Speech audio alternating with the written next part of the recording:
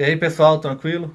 Então, hoje eu vim aqui só para agradecer a vocês, aos inscritos, aos membros, aos apoiadores do nosso canal, a quem está ajudando também na nossa vaquinha, ao pessoal que manda mensagem pra gente no WhatsApp, ou no Instagram, ou também via e-mail.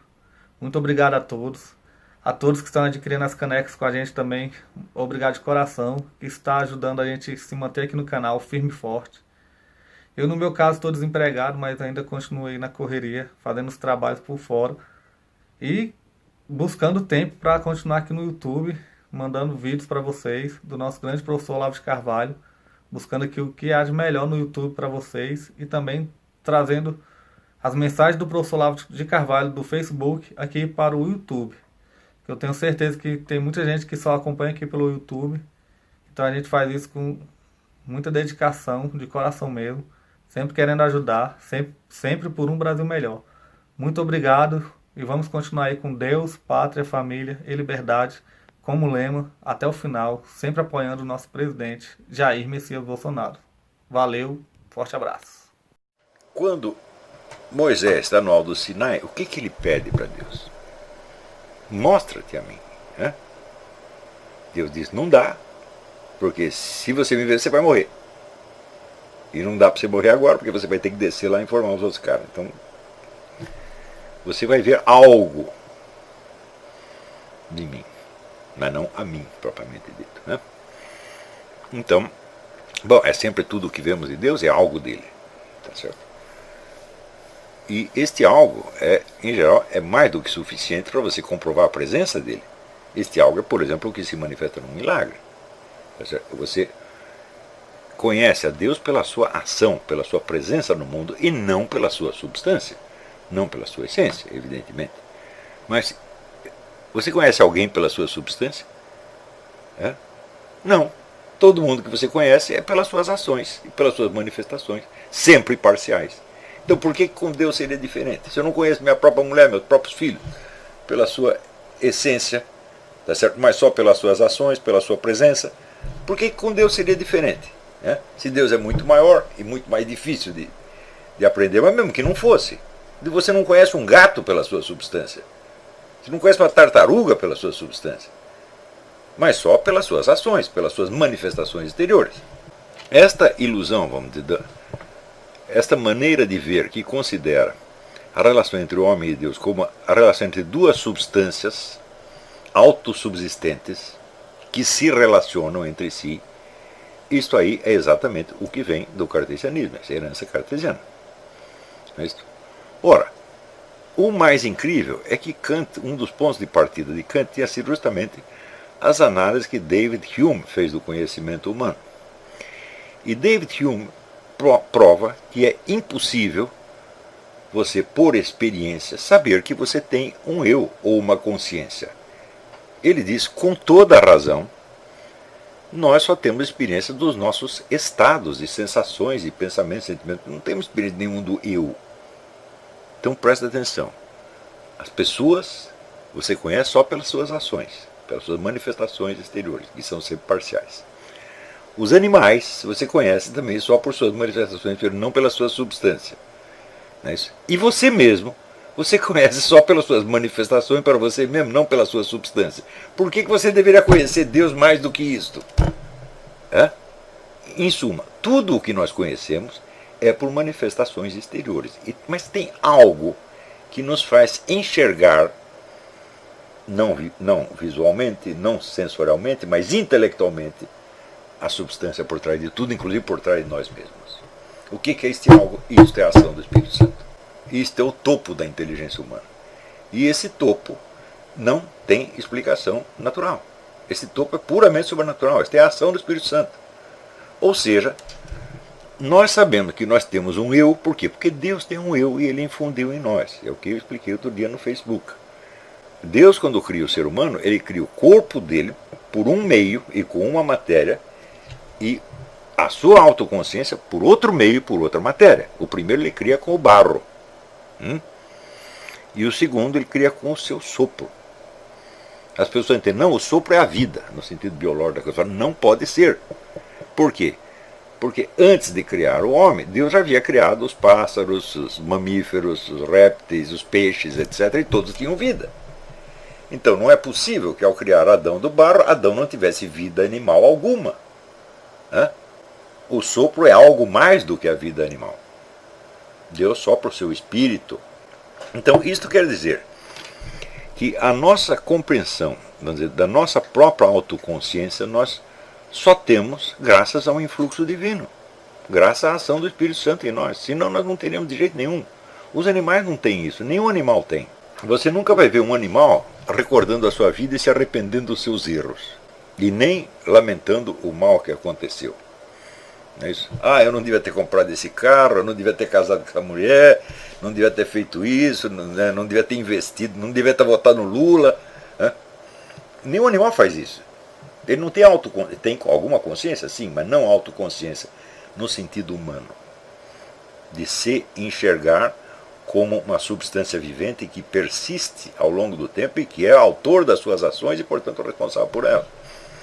Que é a base de toda a moralidade possível. Hume demonstrou por A mais B, e demonstrou de maneira definitiva, não temos experiência do nosso eu.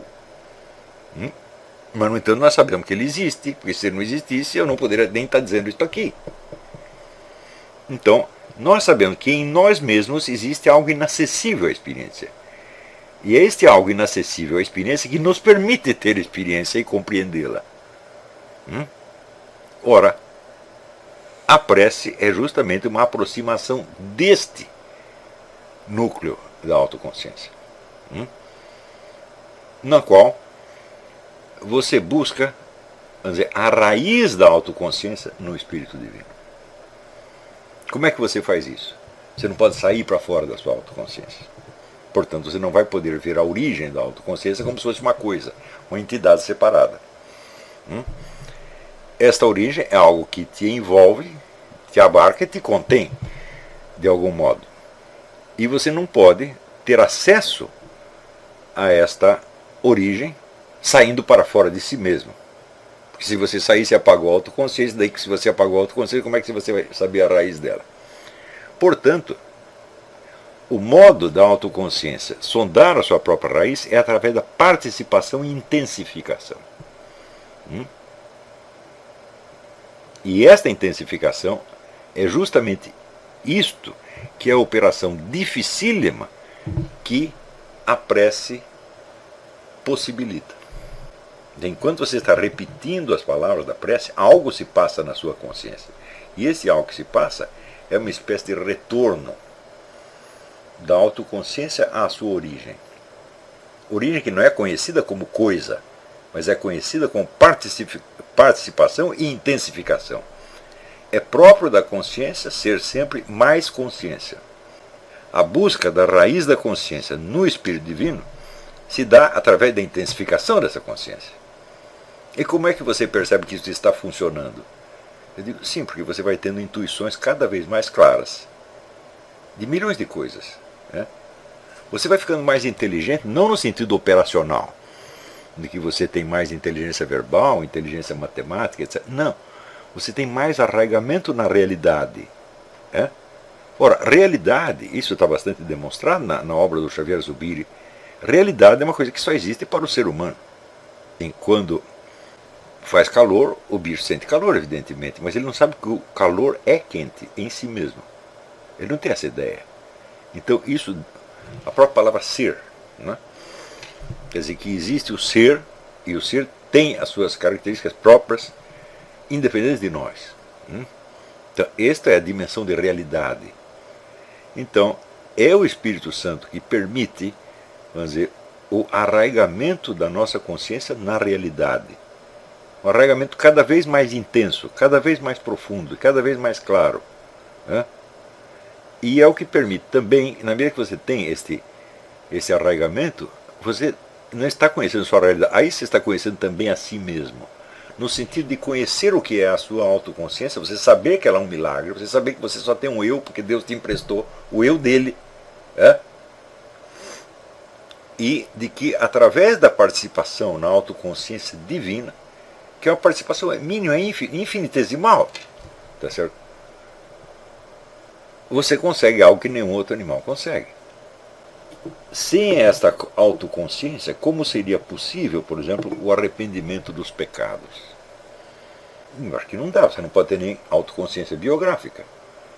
Quer dizer, sem esta autoconsciência, não poderia ver a sua vida como, vamos dizer, uma narrativa ao longo do tempo. Ela seria apenas uma sequência de episódios inconexos, que você nem se sabe se passaram com o mesmo personagem, ou 2, ou 3, ou 4, ou 20. Mas é esta percepção da unidade, por assim dizer, unidade transcendente da nossa personalidade, é o que você obtém através da prece e através da intensificação da experiência da autoconsciência. A autoconsciência não pode se intensificar a si mesma por nenhum esforço. Para ela fazer isso, era preciso que ela fosse realmente uma entidade independente. E ela não é. Nós temos independência, mas é na operação das nossas funções cognitivas normais. Memória, razão, imaginação, etc, etc, etc. Mas consciência de realidade, não há nada no ser humano, nada, nenhuma função biológica que explique consciência de realidade. Você pode pegar todas as funções cerebrais humanas e você verá que elas seriam exatamente a mesma se todos os pensamentos dela e todas as percepções fossem fictícias. Por exemplo, quando você hipnotiza uma pessoa, o cérebro dela continua funcionando igualzinho. As funções estão lá. É só a consciência que não unifica. Então, a própria existência daquilo que os escolásticos chamavam sensus comunes. O que é os sensus comunes? Você tem os 5 sentidos. E você ouve, por exemplo, um gato miar e você vê o gato miando. Como é que você sabe que o gato que você está vendo é o mesmo que está miando? Ou existe uma outra função que junta os estímulos dos vários sentidos, ou isso seria impossível. Não é isso? E isso, evidentemente, o senso comum não é todo o senso da realidade, mas ele é uma parte importante dele. Então, o funcionamento deste senso de realidade é uma coisa que não se explica fora da ação do Espírito Santo. Um dos motivos pelos quais você ora é você estar falando com você mesmo em busca daquilo que Paulo Claudel dizia: Deus é aquele que em mim é mais eu do que eu mesmo. Isso quer dizer que a nossa identidade, a nossa egoidade, por assim dizer, ela é muito imperfeita e muito tênue. Ela se desfaz. Tá certo? Nossa consciência, autoconsciência, ela se dissolve no fluxo dos acontecimentos, no fluxo das impressões. Então é preciso restaurá-la de novo, e de novo, e de novo. Note bem, restaurá-la não é na esfera moral.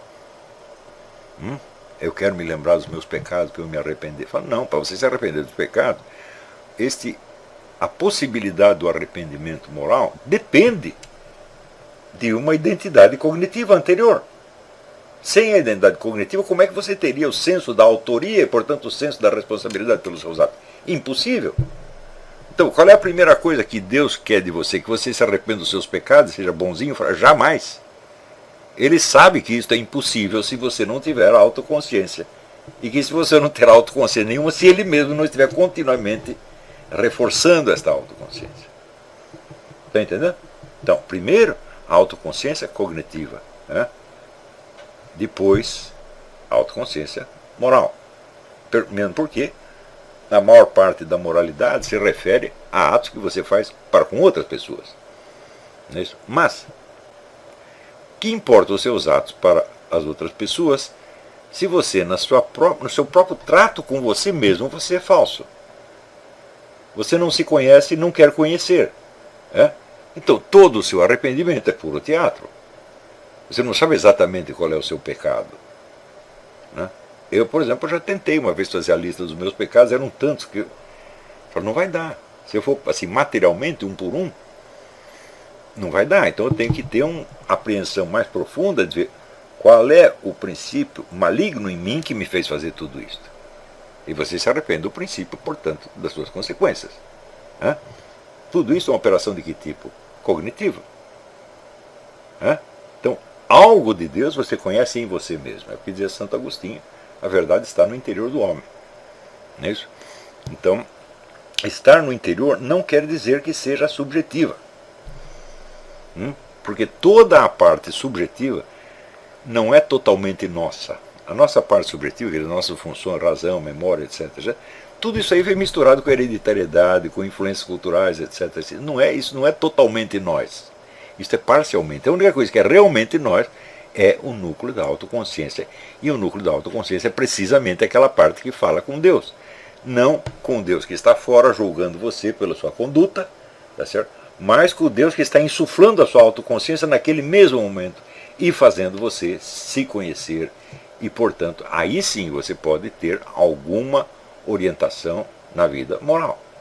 Orientação que o Kant está exigindo que você tenha sem ter essa antecipação cognitiva. Portanto, qual é o efeito global dos pensamentos de Kant a respeito da oração e da religião em geral? Tornar a religião impossível. Sem negá-la. Ao contrário, purificando-a. Ele purifica tanto que ela se torna impossível. Ele quer ser mais santo que o santo, mais santo que o próprio Deus, de algum modo. Então, este purismo extremo, vamos dizer, é uma coisa que se disseminou muito no mundo protestante. Embora em vários pontos o Kant desminta os dogmas protestantes. Ele, não precisa me abordar isso hoje, mas mais adiante ele entra em um conflito tamanho com Lutero e Calvino, que a gente entende por que tantos protestantes aqui ficam bravos com ele. Mas não é esse o ponto. Não é essa a nossa perspectiva. Tá certo? E aí, pessoal, estamos mandando aí caneca para todo o Brasil. Muito obrigado ao pessoal que ajuda o nosso canal aí adquirindo as canecas. Também é uma forma da gente interagir. Muito obrigado. Também valeu aí pelas dicas, pelos comentários aí positivos ao nosso canal. Muito obrigado mesmo. Isso aqui é uma forma da gente manter o canal no ar. Tranquilo? Tamo junto aí, galera. Forte abraço. Muito obrigado a todos. Quem quiser é só encomendar. Essa daqui já vai para São Paulo, Rio de Janeiro. Todo o Brasil a gente manda. Valeu, tamo junto.